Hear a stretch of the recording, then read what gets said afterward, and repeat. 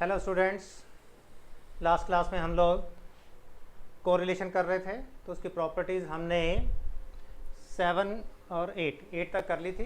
अब उसके आगे हम लोग प्रॉपर्टीज़ देखेंगे Karl Pearson coefficient of correlation.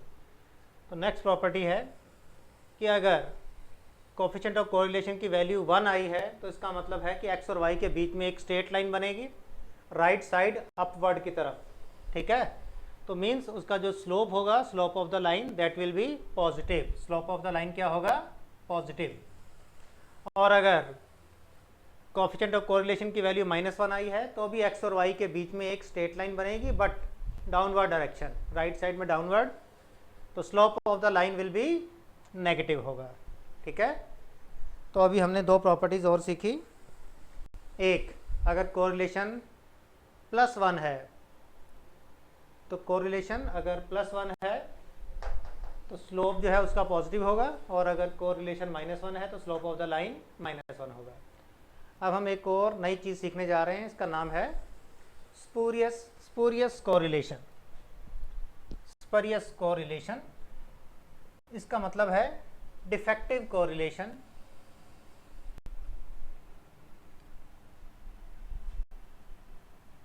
Spurious correlation का मतलब डिफेक्टिव कोरिलेशन। डिफेक्टिव का मतलब है कि इनके बीच में कोई कोरिलेशन होता ही नहीं है। It means when there is no casual relation between two variables, जब दो वेरिएबल्स के बीच में कोई कैजुअल रिलेशन नहीं है और हम ज़बरदस्ती उनके बीच में कोरिलेशन फाइंड करने की कोशिश करें, then it is called spurious correlation. For example, height and intelligence. हम देखना चाहते हैं कि जिनकी हाइट ज़्यादा है उनकी इंटेलिजेंस भी ज़्यादा है या कम है। इररेलेवेंट लॉजिक है, इररेलेवेंट रिलेशन बनाने की कोशिश कर रहे हैं हम दोनों के बीच में, that is called spurious correlation. या फिर एक और एग्जांपल लिया हमने, शू size and marks obtained in the exam, कि स्टूडेंट का शू साइज़ कितना है, शूज़ का साइज़, और उसके मार्क्स कितने आए। शू साइज़ ज़्यादा है तो मार्क्स ज़्यादा आए, कम आए। तो इस तरह का अगर हम कोई कोरिलेशन फाइंड करने की कोशिश करते हैं, that is useless, illogical, defective correlation, hence it is called spurious correlation. ठीक है, स्पूरियस कोरिलेशन का मतलब जिनके बीच में कोई कोरिलेशन होता ही नहीं है और वो डिफेक्टिव कोरिलेशन है उनके बीच में, तो उसे फाइंड करने की ज़रूरत नहीं है। Next is probable error. Probable error का मतलब है कि जब हम दो वेरिएबल्स के बीच में कोरिलेशन फाइंड करते हैं तो कोरिलेशन का एक आंसर आता है। ठीक है, अब देखो, जब कोरिलेशन का आंसर आता है तो हमें उस आंसर को देखकर बताना पड़ता है कि कोरिलेशन हाई है, लो है या मॉडरेट है। ठीक है, लेकिन अगर हमने सैंपल साइज़ बहुत ही छोटा लिया हुआ है, छोटा सैंपल साइज़ है, और उनके बीच में ही कोरिलेशन फाइंड करने की कोशिश की, तो नेचुरल है कि हमारा आंसर रॉन्ग हो सकता है। उस छोटे से कोरिलेशन को एनालाइज करके हम कंक्लूजन निकाल दें। तो अगर नंबर ऑफ टर्म्स ज़्यादा हैं और तब हमने कोरिलेशन निकाला है, तो कोरिलेशन का जो आंसर आया है वो ज़्यादा इफेक्टिव होगा अगर उसके कंपैरेटिवली कि हमने सैंपल साइज़ बहुत छोटा लिया उसके कंपैरेटिवली। ठीक है, तो अल्टीमेटली हमने एक फॉर्मूला बनाया है, that is called probable error. मतलब कोरिलेशन में कितनी एरर हो सकती है जो हमने आंसर निकाला है। तो फॉर्मूला इस तरह से है, 1 - r² / मल्टीप्लाइड बाय 0.6745। अगर हम 1 - r² को 0.6745 से मल्टीप्लाई कर दें तो ये कहलाती है हमारी प्रोबेबल एरर। प्रोबेबल एरर का मतलब, इसमें आप देखोगे कि n जो है वो अपॉन में आ रहा है, तो n की वैल्यू जितनी बड़ी होगी इस पूरे का आंसर उतना छोटा होगा। यानी n की वैल्यू अगर हम इंक्रीज करते चले जाएं 10, 20, 30, 40, 50 एंड सो ऑन, तो उतनी एरर कम होगी। तो जितनी एरर कम होगी उतना हमारा जो आंसर है वो बिल्कुल ज़्यादा सही होगा, ज़्यादा इफेक्टिव होगा। ठीक है, फॉर एग्जांपल, ये मैंने आगे और भी लिखा हुआ है, ध्यान से देख लेते हैं इसको। इफ़ r की वैल्यू यानी coefficient of correlation probable error के 6 टाइम्स से भी बड़ा है, that is called significant correlation, और we can say that there is high correlation. अगर r की वैल्यू प्रोबेबल एरर के 6 टाइम्स से भी ज़्यादा है या इक्वल है that is called significant correlation. और अगर 6 टाइम्स से कम है लेकिन 1 टाइम्स से ज़्यादा है, 1 और 6 टाइम के बीच में है, then it is called moderate correlation. और अगर ये प्रोबेबल एरर से भी कम है, यानी कोरिलेशन सपोज 0.7 है और प्रोबेबल एरर 0.8 है, तो क्या कहेंगे आप सोच के बता दो। कोरिलेशन ही 0.7 और इसमें हम ये कहें कि 0.1 की गलती है तब तो चलता है, 0.1 कम कर दो। लेकिन कहें कि इसमें 0.1 के बदले 0.8 की एरर है, प्रोबेबल एरर ज़्यादा है और आर कम है, तो उस कोरिलेशन को तो हम कुछ कह ही नहीं सकते कि कोरिलेशन एग्जिस्ट करता भी है या नहीं करता।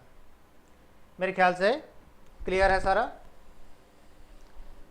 ठीक है। अब मैं आपको एक एग्जांपल करके दिखा रहा हूँ, ध्यान से देखो।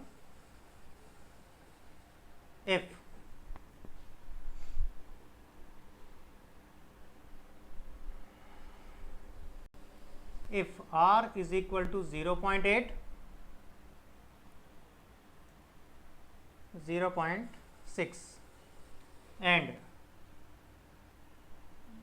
n is equal to 100,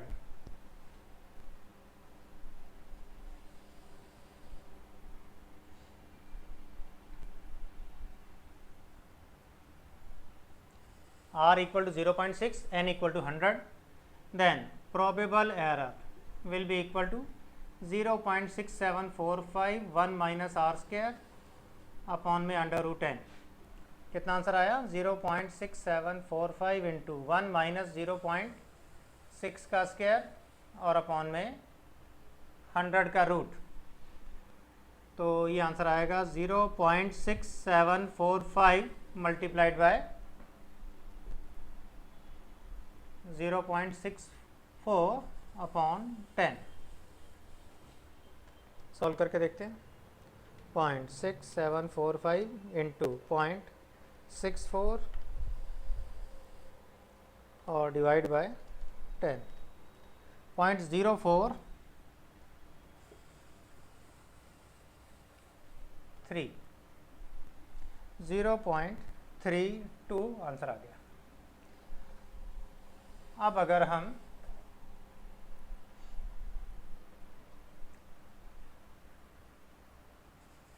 six times probable error निकालें तो 6 इंटू 0.432,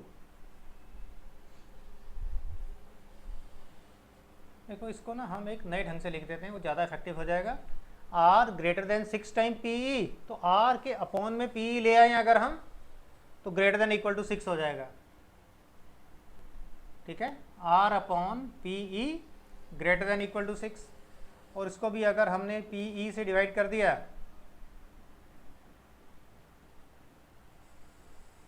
तो ये पीई यहाँ से हट जाएगा। If r upon PE lies between 1 and 6 और if r upon PE less than 1, तो यहाँ पर भी हम लोग r अपॉन पीई की वैल्यू निकालते हैं। r अपॉन पीई की वैल्यू आ गई 0.6 डिवाइड बाय 0.0432, और अगर हम इसे डिवाइड करेंगे तो हमारा आंसर आया 13.9, तो बहुत ही बड़ा आंसर आया। तो हमने तो कहा था कि अगर इन दोनों को डिवाइड करके आंसर 6 से बड़ा आ रहा है तो सिग्निफिकेंट है, ये तो 6 से बहुत ही बड़ा 13.9 आंसर आ रहा है, ग्रेटर देन 6 आ गया, तो देयरफॉर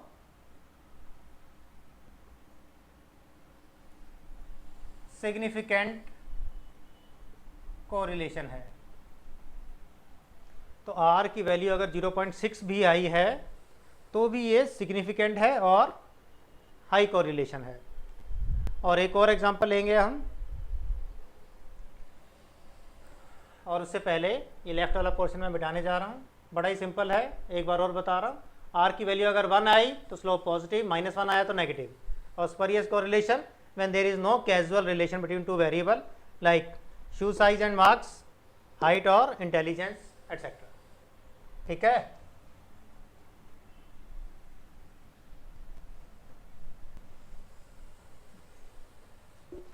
ये एग्जाम्पल 1 था। एक और एग्जाम्पल ले रहे हैं इसका हम। R की वैल्यू है 0.8 और N की वैल्यू है 4। इस बार मैंने बड़ा कोरिलेशन लिया है, तो देखते हैं कि बड़ा कोरिलेशन और ज़्यादा सिग्निफिकेंट है या नहीं है। तो सबसे पहले हमने प्रोबेबल एरर निकाली 0.6745 इंटू 1 माइनस आर स्क्वायर और अपॉन में √n मीन्स √4। ये बन जाएगा 0.6745 इंटू 0.36 अपॉन में 2। तो सॉल्व करके देखते हैं कितना आंसर आया। 0.6745 इंटू 0.36 इंटू डिवाइड बाय 2, 0.1214। 0.1214।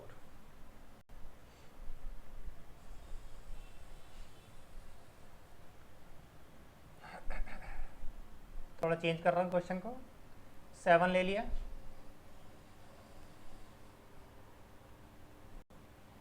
7 का स्क्वायर 49,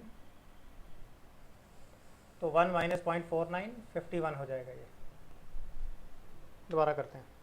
0.6745 मल्टीप्लाइड बाय 0.51 और डिवाइड बाय 2, तो आंसर आया 0.172। अब हम R अपॉन प्रोबेबल एरर निकालेंगे 0.7 अपॉन 0.172।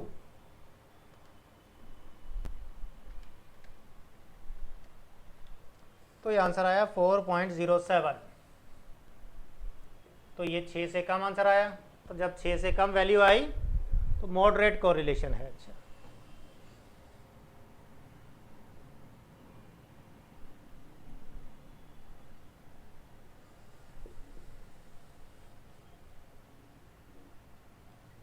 तो यहाँ पर हमने देखा कि अगर R की वैल्यू 0.6 थी बट N की वैल्यू काफ़ी बड़ी थी, तो ये 0.6 वाला कोफिशिएंट ऑफ कोरिलेशन भी काफ़ी ज़्यादा सिग्निफिकेंट बन गया था। लेकिन यहाँ पर R की वैल्यू 0.7 उससे भी ज़्यादा होने के बावजूद ये सिग्निफिकेंट कोरिलेशन नहीं बन पाया। रीज़न है कि हमने जो सैंपल साइज़ लिया था, इसमें सिर्फ 4 आइटम लिए और इसमें 100 लिए थे। तो ज़्यादा आइटम लेने से हमारा जो कोरिलेशन का आंसर आता है वो ज़्यादा इफेक्टिव होता है। ये हमारी इस प्रोबेबल एरर का यूज़ है, मैसेज है। वो हमें क्या बताना चाहता है कि प्रोबेबल एरर निकाल कर देखो और देखो कि R की वैल्यू प्रोबेबल एरर से कितने नंबर ऑफ टाइम्स बड़ी है। 13.9 टाइम बहुत ही ज़्यादा है। तो very very very significant correlation है। मेरे ख्याल से क्लियर सारा कुछ। अब हम आगे स्टार्ट करते हैं।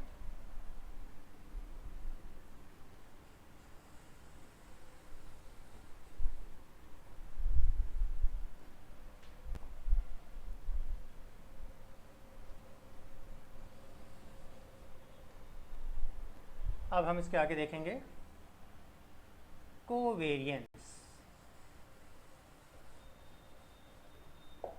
कोवेरिएंस का मतलब होता है joint variation between two variables. जैसे हमने इससे पहले वेरिएंस सीखा हुआ है। वेरिएंस का मतलब एक वेरिएबल में कितना वेरिएशन है, और कोवेरिएंस कोरिलेशन की तरह ही हो गया कि दो वेरिएबल्स के बीच का जॉइंट वेरिएशन हम देखना चाहते हैं। ठीक है, अभी हम इसका फॉर्मूला सीखेंगे। It may be positive, negative और ज़ीरो। कोवेरिएंस पॉजिटिव, नेगेटिव और ज़ीरो कुछ भी हो सकता है, जबकि इससे पहले हमने जब सीखा था वेरिएंस, तो वेरिएंस हमेशा पॉजिटिव हुआ करता था। अब क्योंकि दो तरह का डाटा है, अगर दोनों इकट्ठा फ्लक्चुएट कर रहे हैं तो पॉजिटिव होगा। अगर एक इंक्रीज़ हो रहा है दूसरा डिक्रीज़ हो रहा है तो उनका कोवेरियंस भी नेगेटिव हो जाएगा, लाइक कोरिलेशन की तरह कोवेरियंस भी नेगेटिव हो जाएगा। और अगर वो फ्लक्चुएट ही नहीं कर रहे तो कोवेरियंस 0 भी हो सकता है। ठीक है, कोवेरियंस का फॉर्मूला देख रहे हैं हम लोग। कोवेरियंस फाइंड करने का फॉर्मूला है n sigma X Y minus sigma X sigma Y divided by n square. बिल्कुल अगर आप ध्यान से देखोगे तो कोरिलेशन के फॉर्मूले में भी न्यूमरेटर बिल्कुल सेम यही होता था और पहले डिनोमिनेटर भी कुछ आता था, लेकिन इसमें डिनोमिनेटर में सिर्फ n स्क्वायर है। ठीक है, तो इससे हमें एक कोवेरियंस मिल जाएगा।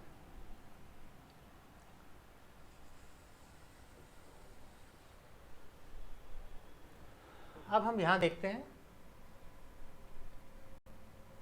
कोरिलेशन का हमारा पुराना फॉर्मूला क्या था। इसमें हम क्या देखना चाहते हैं बता देता हूं। हम इसमें देखना चाहते हैं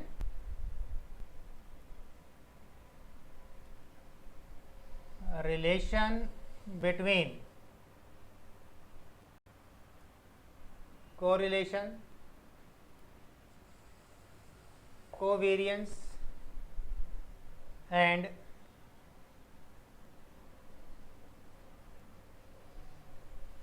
standard deviations of the data. Data का जो स्टैंडर्ड डिविएशन है, कोवेरियंस है और कोरिलेशन है, इनमें रिलेशन देखना चाहते हैं हम। ठीक है, तो क्या रिलेशन है, मैं डायरेक्टली रिलेशन का फॉर्मूला नहीं लिख रहा, आपको रिलेशन बनाकर दिखाऊंगा। ठीक है, ध्यान से देखते हैं। कोरिलेशन का फॉर्मूला क्या होता था, n sigma X Y sigma X sigma Y n sigma x square sigma X whole square और n sigma Y square sigma Y whole square. Yes, अब हमने देखा है कि न्यूमरेटर और इसका न्यूमरेटर बिल्कुल सेम है दोनों, लेकिन इसके नीचे अगर n स्क्वायर लगा दें तो ये कोवेरियंस बन जाता है। तो हम राइट साइड में इसको कोवेरियंस बनाना चाहते हैं। तो हमने क्या किया, divide it's numerator and denominator by n square. इसको ऊपर नीचे n स्क्वायर से डिवाइड कर दिया। अब देखो क्या होगा, n sigma X Y minus sigma X sigma Y upon में n स्क्वायर और अपॉन में इसके नीचे भी n स्क्वायर लगा देंगे, n sigma x square sigma X whole square whole root n sigma Y square sigma Y whole square whole root. इसके नीचे भी हमने n स्क्वायर लगाया, लेकिन दोनों मल्टीप्लाई हो रहे हैं, तो हमने एक n इसके नीचे लगा दिया और एक n इसके नीचे लगा दिया, मल्टीप्लाई होकर n स्क्वायर बन जाएगा। ठीक है, नेक्स्ट स्टेप में क्या होगा, ये बन जाएगा हमारा covariance between x and y। ऐसे लिख दे covariance between x and y, नहीं लिखेंगे तब भी चलेगा। न्यूमरेटर बन गया हमारा कोवेरियंस। अब नीचे देखते हैं डिनोमिनेटर क्या बना, ये रूट के अंदर है और ये रूट के बाहर है। अगर हम इसका n स्क्वायर कर दें तो इसको भी रूट के अंदर ले जा सकते हैं। ठीक है, तो हम इसको रूट के अंदर ले जाते हैं। ये बन जाएगा n sigma x square minus sigma X whole square और ये रूट के अंदर जाकर n स्क्वायर बन जाएगा और यहाँ पर भी n sigma Y square sigma Y का होल स्क्वायर अपॉन में n स्क्वायर और रूट। अब हमने देखा कि कोरिलेशन के फॉर्मूले में न्यूमरेटर में तो कोवेरियंस आ गया है लेकिन अपॉन में ये दो क्या चीज़ें हैं देखते हैं इसको। इसके बाद मैं ज़रा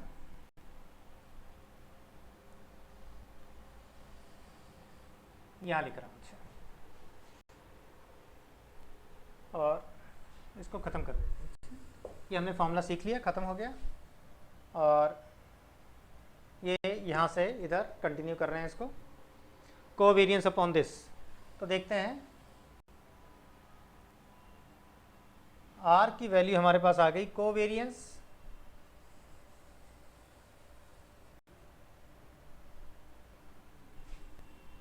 डिवाइडेड बाय, अब दिस अपॉन एन स्क्वायर अलग है, दिस अपॉन एन स्क्वायर अलग है। अगर दिस अपॉन एन स्क्वायर करेंगे ना तो बन जाएगा ये सिग्मा एक्स स्क्वायर अपॉन में एक एन। दिस अपॉन दिस अलग कर दिया और एन एन कट गया, और दिस अपॉन दिस किया तो sigma X upon N whole square.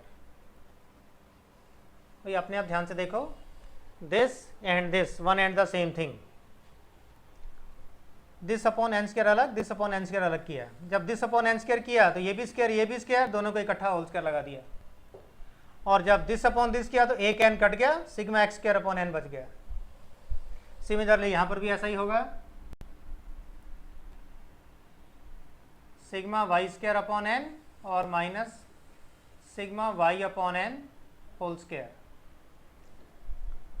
और जैसा कि आपने पहले भी सीखा हुआ है, ये फॉर्मूला होता है हमारा स्टैंडर्ड डिविएशन का।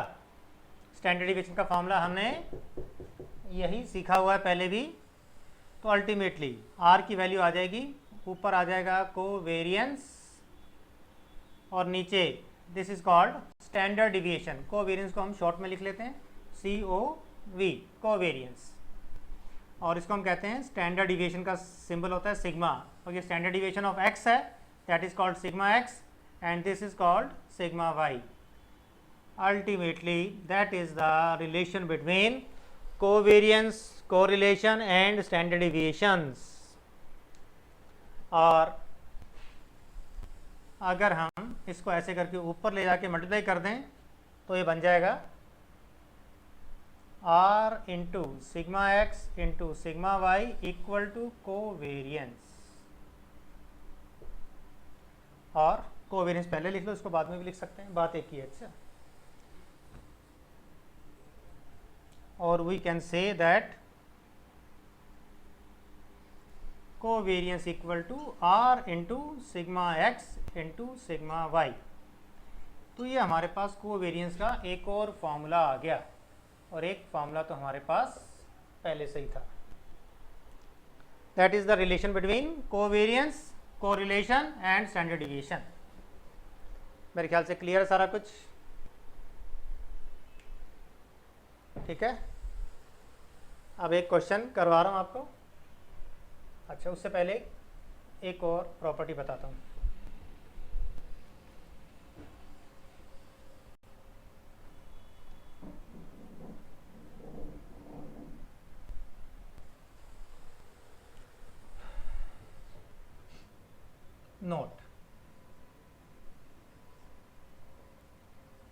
नोट देखो, ये है कि R इक्वल टू दिस है, कोरिलेशन, कोवेरियंस। और ये देखो R भी नेगेटिव, पॉजिटिव और जीरो हो सकता है, कोवेरियंस भी नेगेटिव, पॉजिटिव और जीरो हो सकता है, लेकिन स्टैंडर्ड डिविएशन कभी भी नेगेटिव या नेगेटिव नहीं होते, तो ये हमेशा पॉजिटिव ही आते हैं। स्टैंडर्ड डिविएशन हमेशा पॉजिटिव। तो इसका मतलब है कि ये हमेशा पॉजिटिव, ये पॉजिटिव, और अगर ये पॉजिटिव तो ये पॉजिटिव, और ये नेगेटिव तो ये नेगेटिव, और ये ज़ीरो तो ये ज़ीरो। कहने का मतलब है इसका कोई रोल ही नहीं है बीच में। अच्छा, अगर कोवेरियंस पॉजिटिव है तो आर भी पॉजिटिव आ जाएगा, कोवेरियंस नेगेटिव है तो ये नेगेटिव आ जाएगा, कोवेरियंस ज़ीरो है तो ज़ीरो अपॉन दिस कोरिलेशन भी ज़ीरो हो जाएगा। ठीक है, नोट में हम यही लिखने जा रहे हैं, the covariance and correlation have the same sign always। दोनों के बीच का साइन हमेशा सेम होगा, हमेशा। अगर एक पॉजिटिव, दूसरा पॉजिटिव, नेगेटिव, नेगेटिव, 0 0। अब एक क्वेश्चन करवा रहा हूँ, ध्यान से देखो, इसी से रिलेटेड है। स्टैंडर्ड डिविएशन ऑफ एक्स दिया है हमें 5, स्टैंडर्ड डिविएशन ऑफ वाई की वैल्यू दी हुई है 8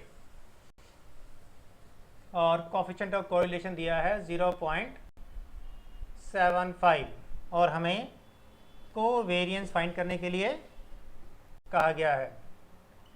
कोवेरिएंस फाइंड करना है, तो कोवेरिएंस का फॉर्मूला क्या है? This into this into this, तीनों को मल्टीप्लाई कर दो। Covariance equal to R into sigma X into sigma Y, 0.75 into 5 into 8, सबको मल्टीप्लाई करके आ जाएगा 30। तो अल्टीमेटली कोवेरिएंस की वैल्यू आ गई 30। ठीक है, तो इसी के साथ ही हमारा Karl Pearson's method of correlation with coefficient of determination, non determination, covariance and probable error हमने सारे